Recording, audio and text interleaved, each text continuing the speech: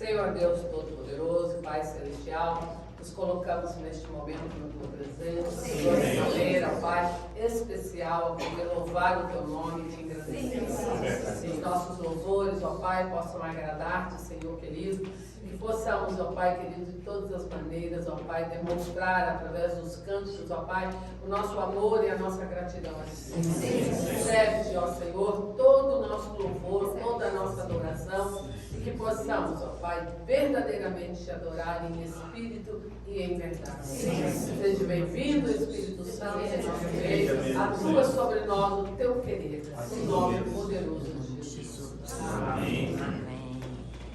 Querer, em nome poderoso de Jesus. Amém.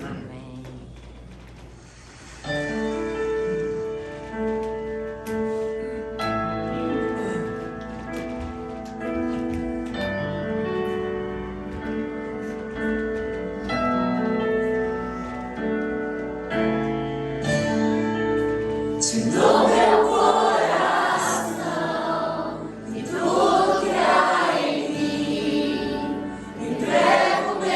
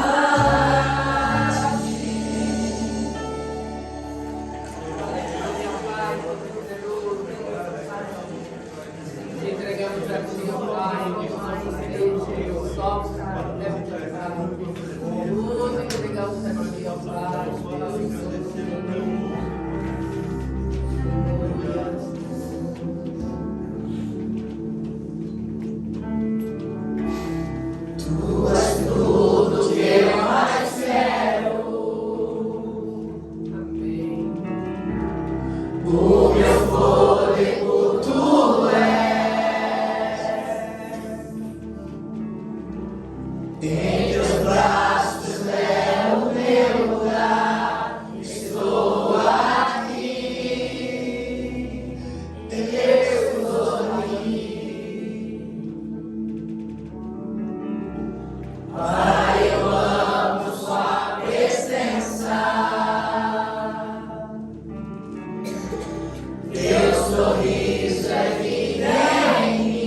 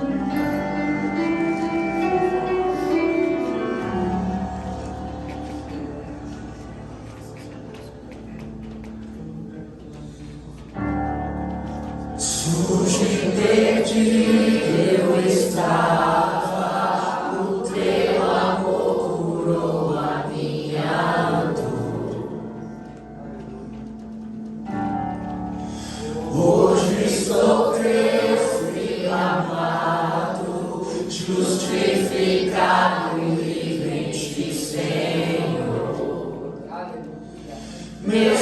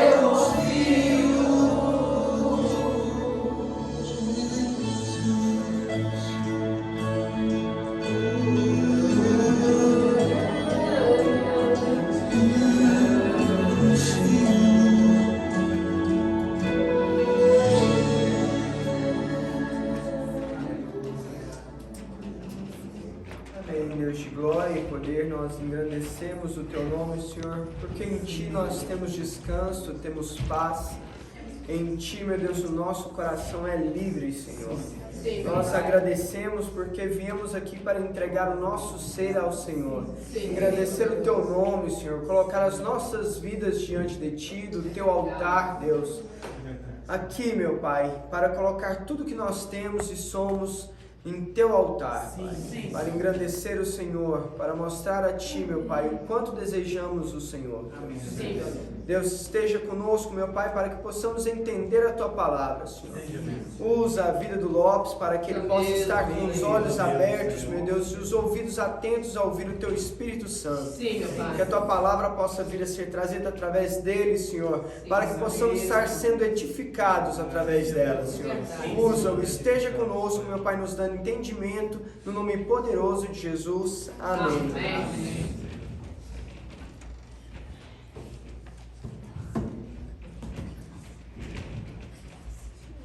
Boa noite. Boa noite. Vamos abrir a palavra em Mateus 7,13. Amém? Amém. Entrem pela porta estreita, pois larga é a porta e amplo o caminho que leva à perdição. E são muitos os que entram por ela. Como é estreita a porta e apertado o caminho que leva à vida. São poucos os que a encontram. Aqui a palavra está dizendo um divisor do caminho de Deus e do mundo. O caminho de Deus, ele é totalmente oposto ao caminho do mundo. Um não encontra o outro. A porta, ela é o quê? A porta é ampla, o caminho que leva à perdição é amplo, né? É espaçoso e muitos entram por ela, mas o caminho de Deus não. A porta é estreita e o caminho é apertado e poucos são os que entram e encontram, né? E a cada dia mais a gente vê pregando a palavra de Deus, e quantos estão andando em igrejas e estão bem longe desse caminho estreito e apertado. A porta estreita e o caminho apertado. Bem longe. Estão andando por caminhos que são largos, espaçosos, né? Estão andando de maneira desordenada, como se o Evangelho fosse moldado, personalizado para cada um. O Evangelho de Deus não é assim. O Evangelho de Deus não é personalizado para cada um. O Evangelho de Deus é você caminhar ao contrário da sua própria vontade.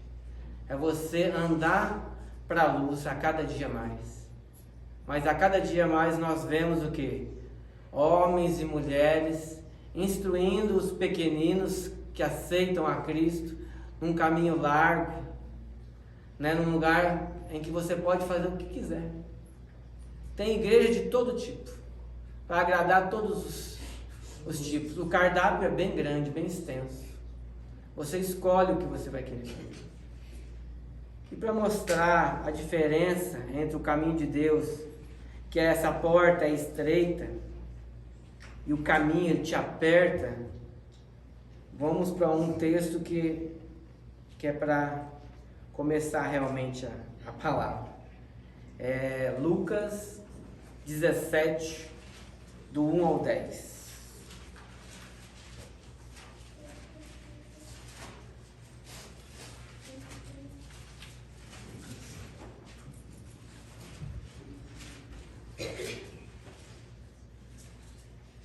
Amém? Amém. Jesus disse aos seus discípulos: é inevitável que aconteçam coisas que levem o povo a tropeçar, mas ai da pessoa por meio de quem elas acontecem. Seria melhor que ela fosse lançada no mar com uma pedra de moinho amarrada no pescoço, do que levar um desses pequeninos a pecar. Tomem cuidado. Se o teu irmão pecar, repreenda-o, e se ele se arrepender, perdoe-lhe. Se pecar contra você 7 vezes no dia, e 7 vezes voltar a você e disser, estou arrependido, perdoe-lhe. Os apóstolos disseram ao Senhor, aumenta a nossa fé. Ele respondeu, se vocês tiverem fé do tamanho de uma semente de mostarda, poderão dizer a esta amoreira, arranque-se e plante-se no mar, e ela lhes obedecerá. Qual de vocês, que tendo um servo que esteja arando ou cuidando das ovelhas, lhe dirá quando ele chegar no campo, venha agora e sente-se para comer? Ao contrário, não dirá, prepare o meu jantar, apronte-se e sirva-me enquanto como e bebo. Depois disso você pode comer e beber. Será que ele agradecerá ao servo por ter feito o que lhe foi ordenado? Assim também vocês, quando tiverem feito tudo o que lhes for ordenado, devem dizer, somos servos inúteis, apenas cumprimos o nosso dever. Essa palavra é uma palavra para dizer a respeito do caminho estreito, da porta estreita e o caminho apertado, de como aqui Jesus falando um pouquinho só, né? Dessa diferença, né? Entre o caminho largo, espaçoso, né? A porta larga, espaçosa e o caminho estreito, apertado. A diferença que há aqui. O que Jesus disse aos seus discípulos? É inevitável que aconteçam coisas que levem o povo a tropeçar, mas ai da pessoa por meio de quem elas acontecem. Os escândalos vão acontecer, estão acontecendo diariamente, né? Isso aí é inevitável, como a própria palavra aqui já está nos dizendo. Mas se pela tua vida, pelo testemunho da sua vida, você fizer isso, Jesus, ele diz aqui a seriedade do que é você fazer um dos pequeninos tropeçar. É muito sério. E as pessoas vivem um cristianismo sem se importarem muito como estão andando, como falar, como se expressar, como viver, da maneira como você se expõe nas mídias sociais, né? E as pessoas não estão preocupadas. E aqui, ó, que Jesus disse: seria melhor que ela fosse lançada no mar com uma pedra de moinho amarrada no pescoço, do que levar um desses pequeninos a pecar. Essa palavra é muito forte, né? Porque ele está dizendo aqui que era melhor que você amarrasse uma pedra de moinho no seu pescoço quando você faz um pequeno tropeçar, se jogar no mar amarrado com essa pedra, para que você nunca mais volte, para fazer com que mais ninguém tropece. É melhor você se suicidar do que você andar dessa maneira como você tem andado. Se você anda displicente, se você não anda nos caminhos do Senhor. Então, nós temos que ter muito cuidado. Esse evangelho que Jesus transforma, faz e é leve e que não tem peso, não é esse caminho. Esse pode ser o caminho de algumas igrejas, né, pregando, mas o caminho de Deus, ele pega e te aperta, te comprime, a tal ponto que a sua vida tem que ser um testemunho vivo daquilo que ele tem feito na sua vida. Porque se você não está vivendo e está fazendo com que outros caiam, olha que terrível que é. Ele diz que é melhor que você amarre uma pedra de moinho no seu pescoço e se lance para o mar. Então temos que estar muito atentos com aquilo que a gente fala, com aquilo que a gente brinca. Em todo o tempo nós temos que estar vigilantes, atentos a todo tempo. Nós somos vigiados a todo momento. Quando você acha que um irmão ou alguém não está te enxergando, ele está te enxergando, ele está te vendo. Ele está vendo a maneira como você sente, como você fala, como você age. Todos nós somos observados dia a dia. Você não pode andar despreocupado como se seu testemunho de vida não tivesse importância. E com isso fazer com que os pequeninos caiam e se desviem do caminho da justiça. Porque simplesmente você anda displicente, sem tomar cuidado, como se pudesse viver a vida sem estar vigiando. Sendo que a palavra de Deus nos diz o quê? Jesus irá buscar o quê? Uma igreja irrepreensível, corpo, alma e espírito. É essa a igreja que Jesus irá buscar. É uma igreja irrepreensível, corpo, alma e espírito. Essa palavra está em 1 Tessalonicenses 5:23, se vocês quiserem anotar. 1 Tessalonicenses 5:23. Aí Jesus dá um alerta. Tomem cuidado, ele diz. Se o seu irmão pecar, repreenda-o. E se ele se arrepender, perdoe-lhe. Se pecar contra você 7 vezes no dia, e 7 vezes voltar a você e disser, estou arrependido, perdoe-lhe, ele diz. Aqui Jesus, ele está dando um exemplo que o irmão pecar contra você, várias vezes no mesmo dia, você tem que perdoar.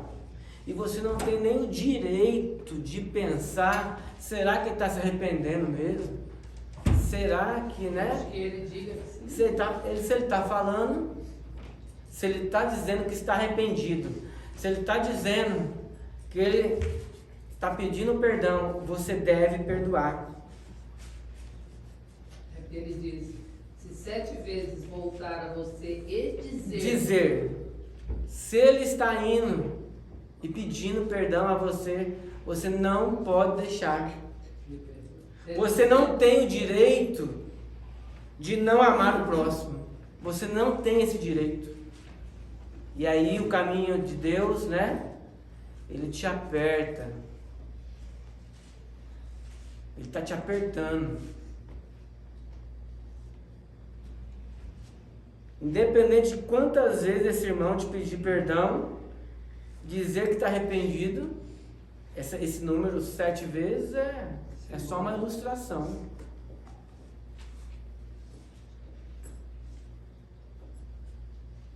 Aí, qual que foi a resposta dos apóstolos? Né? Os apóstolos disseram o quê? Ao Senhor, aumenta a nossa fé. Porque na cabeça deles, mas peraí, eu vou ter que dar o perdão para essa pessoa se ele errar 7 vezes. Não é uma vez não, é 7 vezes. E aí Jesus responde o quê? Se vocês tiverem fé do tamanho de uma semente de mostarda, poderão dizer a esta amoreira, arranque-se e plante-se no mar, e ela lhes obedecerá. O que Jesus está dizendo aqui para nós hoje, ele está falando que aquilo que para o homem natural é impossível, para o homem espiritual, para o homem que tem fé, é possível. É possível. É possível amar sim aquele irmão que peca contra você várias vezes. E às vezes no mesmo erro, às vezes. Se ele te pedir perdão, você deve perdoar. É muito fácil amar aqueles irmãos em que nós temos afinidade, em que nós gostamos das mesmas coisas, em que tudo caminha de acordo com a nossa vontade. Mas e aquele irmão que ele é o oposto disso tudo? Não temos afinidade, não temos cumplicidade, e ele está ali te pedindo para que você perdoe ele. Nós não temos o direito de não amar. Então, olha o quanto é sério o caminho de Deus. Não basta você não estar fazendo nada de errado.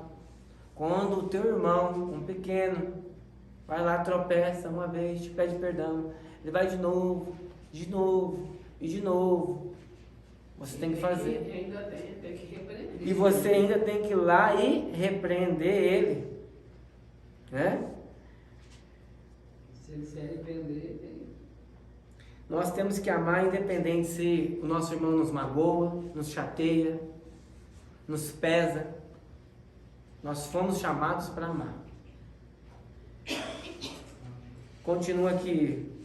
Qual de vocês que tendo um servo que esteja arando ou cuidando das ovelhas, lhe dirá quando ele chegar do campo: vem agora, sente-se para comer?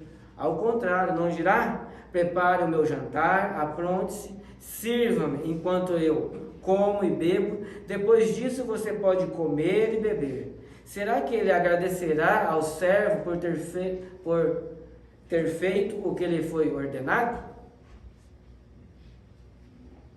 Que mérito nós temos de cumprir a palavra de Deus?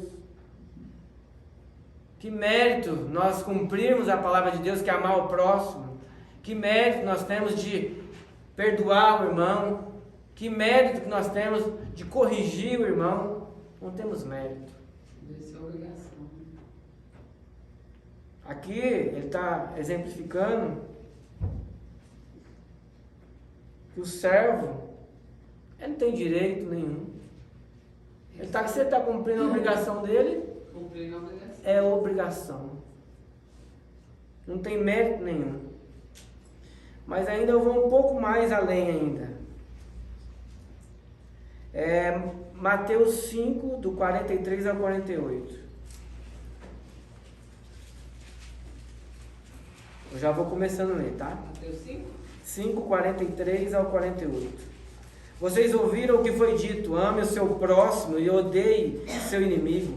Mas eu lhes digo: ame o seu inimigo e orem por aqueles que os perseguem, para que vocês venham a ser filhos de seu Pai que está nos céus, porque ele faz raiar o seu sol sobre maus e bons e derrama chuva sobre os justos e injustos. Se vocês amarem aqueles que o amam, que recompensa vocês receberão? Até os publicanos fazem isso.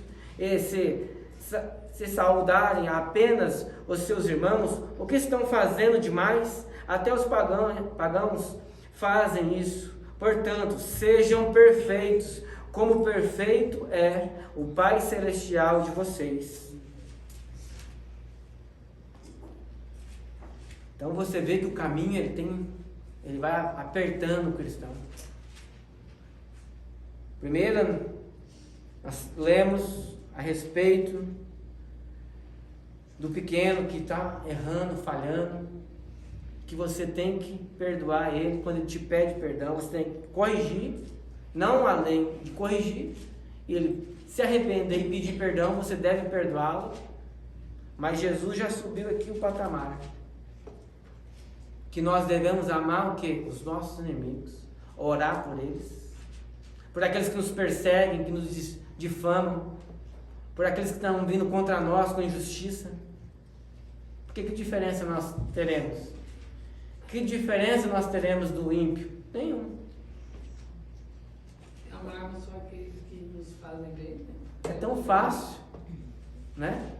Então o evangelho não se encaixa e se personaliza a você. É você que tem que se encaixar nos padrões de Deus. Os padrões de Deus é isso. Você deve ser irrepreensível. Você deve amar, você deve estender a mão, você deve corrigir. Você não, além de cumprir a tua obrigação, ainda você tem que orar ainda, até mesmo pelos seus inimigos. Qual a diferença há de nós, se nós formos igual ao mundo? O mundo ama, respeita aquele que convém. Aquilo que convém, aquilo que é bom para ele. Mas nós fomos chamados para ser luz. Se o próprio Deus derrama chuva e dá o sol ao ímpio, quem somos nós? Se ele não tira deles a chuva e nem o sol, por que nós vamos deixar de fazer o bem? Por que nós vamos deixar de amar? É necessário que nós venhamos a negar-se a nós mesmos, dia após dia. Porque o reino de Deus só vai entrar aquele que se nega a si mesmo. Romanos 12, do 1 ao 2, eu vou ler. Portanto, irmãos, rogo-lhes, pela misericórdia de Deus, que se ofereçam em sacrifício vivo, santo e agradável a Deus. Este é o culto racional de vocês. Não se amoldem aos padrões desse mundo, mas transformem-se pela renovação da sua mente, para que seja capaz de experimentar e comprovar a boa, agradável, perfeita vontade de Deus. Fomos chamados para isso, para ter uma renovação do nosso entendimento. Enquanto a mídia, enquanto os meios de comunicação, enquanto as programações têm falado para nós irmos para a esquerda, Deus está falando para a gente ir para a direita, totalmente oposto. Nada a ver com política. É uma renovação do nosso entendimento. Nós devemos o quê? Abominar as obras que nós praticávamos, o pecado, a imundície. Nós não podemos mais simplesmente não fazer porque não pode, mas não fazer porque nossa mente foi renovada, porque nós temos outro patamar de conhecimento do que é o bem e o mal, porque nos foi aberto a palavra de Deus, que devemos andar em espírito e em verdade, viver a palavra dele dia após dia. Não vamos nos amoldar ao mundo. O mundo tem a cada dia mais colocado pessoas e mais pessoas a praticarem coisas que são detestáveis aos olhos de Deus. E Deus nos diz o quê? Que nós devemos o quê? Sermos irrepreensíveis, corpo, alma e espírito. É isso que ele tem chamado. E no final de Lucas 17, ele diz o quê? No 10, assim também vocês, quando tiverem feito tudo o que lhes for ordenado, devem dizer: somos servos inúteis, apenas cumprimos o nosso dever. Quando nós vivermos em santidade, quando nós nos apartarmos do mal, quando nós pegarmos e perdoar o nosso próximo, quando a gente corrigir o nosso próximo, e quando a gente achar que a gente tem o direito ou está fazendo muita coisa, é essa resposta que Jesus está dizendo para nós. Quando tivermos feito tudo que lhes for ordenado, devem dizer: somos servos inúteis, apenas cumprimos o nosso dever. Você tem cumprido o seu dever? Você tem vivido o seu dever dia após dia? Reflita. Tem algum mérito cumprir a palavra de Deus? Viver a palavra de Deus? Viver em santidade? Repudiar o pecado? Andar na luz? Não existe mérito. Foi pago um alto preço para que hoje, você que se diz cristão, está caminhando no caminho da luz. Mas será que você está fazendo tudo? Tudo que te foi ordenado? E eu lanço essa pergunta agora: em qual caminho você tem andado? Se pergunte a si mesmo, faça-se uma autoanálise. Qual é o caminho que você tem andado? Qual é o caminho que você tem traçado? É largo a porta e amplo o caminho? Ou a porta é estreita e o caminho é apertado? Pergunte-se a si mesmo e você vai ter a resposta. Amém? Amém. Vou orar. Senhor Deus Todo-Poderoso, pedimos agora nesse momento, ó Deus, que o Senhor possa esclarecer, ó Deus, a todos aqueles, ó Deus, que se titulam, ó Deus, cristãos, que estão nas igrejas, ó Deus, que leem a Tua palavra, ó Deus, que buscam a Tua presença, Senhor Deus, que o Senhor possa revelar, ó Deus, tudo aquilo, ó Deus, que há nelas, ó Deus, que não é do Teu agrado, ó Deus, que o Senhor possa renovar o entendimento, ó Deus, fazer a renovação, ó Deus, do entendimento, ó Deus, para que eles entendam, ó Deus, que o Teu caminho, ó Deus, é totalmente oposto, ó Deus, ao caminho do mundo, ó Deus. E que eles possam, ó Deus, se encontrar totalmente a Ti, corrigir, ó Deus, porque nós sabemos que simplesmente frequentar uma igreja, ler a Tua palavra, Senhor Deus, não é o suficiente, ó Deus. É necessário, ó Deus, amar o próximo, ó Deus, amar o Teu Evangelho, andar na Tua luz, se dedicar, cumprir todas as Tuas ordenanças, ó Deus, e assim, ó Deus, alcançaremos, ó Deus, através da Tua graça, ó Deus, a Tua misericórdia, ó Deus. Por isso, ó Deus, revele a cada um, ó Deus, que, ó Deus, humildemente busque a Tua presença, e que o Senhor possa levantar, ó Deus, nessa nação, ó Deus, homens, ó Deus, e mulheres comprometidos com a Tua palavra, ó Deus, que preguem, ó Deus, uma palavra de santidade, uma palavra, Senhor Deus, em que venha salvar vidas, ó Deus, tirar as pessoas, ó Deus, de toda escravidão, ó Deus, do pecado, ó Deus. E que o Teu povo, ó Deus, possa se levantar em santidade, obediência, com poder e autoridade, ó Deus, nessa terra, Deus. E que os Teus sinais sigam, ó Deus, todos aqueles que creem na Tua palavra, Deus. É isso que eu te peço, no nome de Jesus. Amém.